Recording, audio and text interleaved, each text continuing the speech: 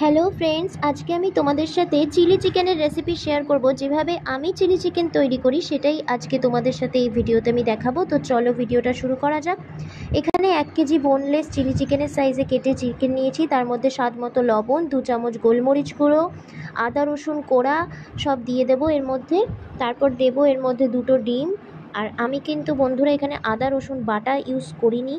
আমি এখানে আদা রসুনটাকে গ্রেটার দিয়ে কুড়িয়ে তারপরে দিয়েছি, বেশিরভাগটাই দিয়ে দিলাম, কিছুটা রেখেছি গ্রেভির জন্য। আদা রসুন এভাবে কুড়িয়ে দিলে সেটা কিন্তু খেতে বেশি ভালো লাগে। তো ডিমটা ভালো করে দিয়ে দিয়েছি, যেহেতু চিকেনটা বেশি রয়েছে তাই 2টো ডিম দিলাম, নাহলে একটা ডিমেই হয়ে যেত। এখন এর মধ্যে একটুখানি ভিনিগার আর একটু সয়া সস দিয়ে দেবো। দিয়ে এটাকে ভালো করে ম্যারিনেট করে মিনিমাম আধ ঘন্টা আমি এটাকে ম্যারিনেট করে রেখে দেবো। তোমরা চাইলে কিন্তু এটাকে ওভারনাইট রেখে দিতে পারো ফ্রিজে, তাতে আরও ভালো হবে। যত ম্যারিনেট করে রাখবে তত সফট হবে চিকেন। এবার আধ ঘন্টা ম্যারিনেট করার পর এর মধ্যে শুকনো উপকরণের মধ্যে দিয়ে দেবো ছোটো কাচের বাটির 1 বাটি, বা তোমরা 1 কাপও দিতে পারো কর্নফ্লাওয়ার। আর এই সেম বাটিরই পরিমাণ দিয়ে দেবো আমি একটু ময়দা। যেহেতু ময়দাটা আমি আর বাটির মধ্যে ঢালিনি, চামচ দিয়ে দিয়েছি। ওই সেম কাচের বাটির পরিমাণ মাপেরই 1 বাটি কর্নফ্লাওয়ার 1 বাটি ময়দা দিয়ে খুব ভালো করে ম্যারিনেট করতে হবে, যাতে চিকেনের গায়ে এই শুকনো উপকরণটা খুব সুন্দর করে লেগে থাকে। দেখতেই পাচ্ছ, এখন কড়াইয়ে ছাকা তেলে এটাকে ভেজে নিতে হবে। ততক্ষণ ভাজবে যতক্ষণ না এটা উভয় পাশ থেকে একটা লালচে বাদামি কালার চলে আসছে। আর এটা কিন্তু অবশ্যই মিডিয়াম টু লো ফ্লেমে ভাজবে, একটু সময় ধরে ভাজবে। কেন কি নাহলে হাই ফ্লেমে থাকলে কি হবে, চিকেনের আউটার লেয়ারটা তাড়াতাড়ি পুড়ে যাবে আর ভেতরে চিকেনটা কাঁচা থাকবে। তাই চিকেনটাকে একটু ধৈর্য নিয়ে গ্যাসের ফ্লেমটাকে একটু কমিয়ে দিয়ে এটাকে উল্টে পাল্টে খুব ভালো করে ভাজবে যতক্ষণে এটা একদম লালচে বাদামি হয়ে আসছে। এক একটা চিকেনের পিঠ ভাজতে কিন্তু মিনিমাম 5 থেকে 6 মিনিটের মতো সময় লাগবে। অনেক সময় তার বেশিতেও হয়, তার কমেও হয়, এটা গ্যাসের তাপের উপর নির্ভর করে। তো এইভাবে কিন্তু চিকেন পকোড়া বানিয়ে তোমরা চা কফির সঙ্গে খেতে পারো। এখন তো বৃষ্টির ওয়েদার, এরকম সন্ধ্যাবেলা চিকেন পকোড়া, চা কফি আর তার সাথে আড্ডা দারুণ কিন্তু জমে যায়। তো চিকেন পকোড়া যখনই বানাবে একটা পকোড়া কিন্তু অবশ্যই খাবে, নাহলে ঠাকুর পাপ দেয়। তাই আমিও একটা খেলাম আর পকোড়াটা কিন্তু দারুণ হয়েছে। চলো এখন হচ্ছে গ্রেভিটা বানাবো। তো এই চিকেন ভাজারই যতটুকু তেল ছিল সেই তেলের মধ্যে ওই আদা রসুন কোড়া যে এক্সট্রা যেটুকু ছিল সেটা দিয়ে দিলাম। তারপরে 2টো বড় সাইজের পেঁয়াজ বড় বড় করে কেটে এর মধ্যে দিয়ে দেবো। আর 2টো ক্যাপসিকাম কেটে এর মধ্যে দিয়ে দেবো। আর তোমরা লাল, হলুদ আরও বিভিন্ন কালারের ক্যাপসিকাম থাকলে ব্যবহার করতে পারো। আমার কাছে শুধু সবুজটাই পাওয়া যায়, তাই সবুজটাই আমি ইউজ করেছি। তো তোমরা ইউজ করতেই পারো। আর ক্যাপসিকাম কিন্তু আমাদের শরীরের জন্য খুব ভালো, তাই ক্যাপসিকাম বেশি বেশি দিয়ে রান্না করবে, তাহলে সেটা কিন্তু শরীরের জন্য খুব ভালো। তো ক্যাপসিকামটা সেদ্ধ করার জন্য আমি একটু লবণ দেবো এর মধ্যে, আর দিয়ে এটাকে একটু ভেজে নেব।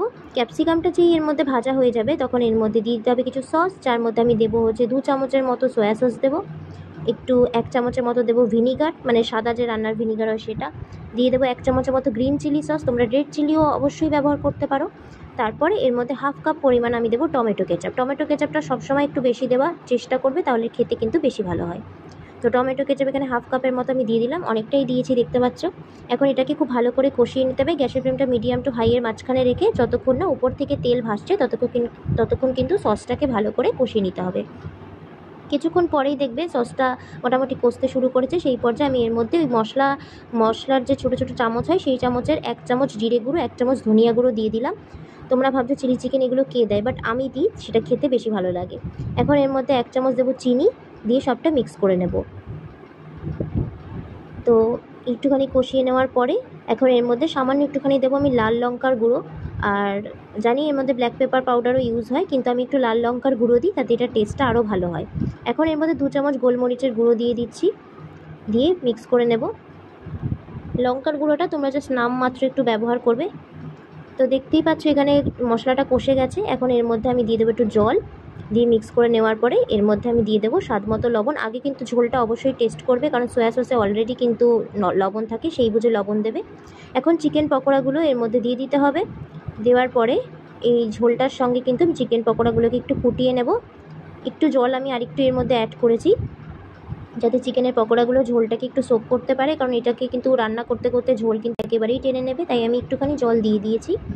দিয়ে দেখতেই পাচ্ছ ফুটতে আরম্ভ করেছে। এই পর্যায়ে আমি এর মধ্যে কর্নফ্লাওয়ারের স্লারি দিয়ে দিচ্ছি, মানে কর্নফ্লাওয়ার আর জল মিক্স করে এর মধ্যে দিয়ে দিলাম। এবার 2-3 মিনিট নাড়াচাড়া করলেই কিন্তু গ্রেভিটা একটু ঘন হয়ে যাবে আর আমাদের চিলি চিকেন একদম তৈরি। আর চিকেনটা ঝোলটাকে সোক করে একদম নরম জুসি হয়ে গেছে।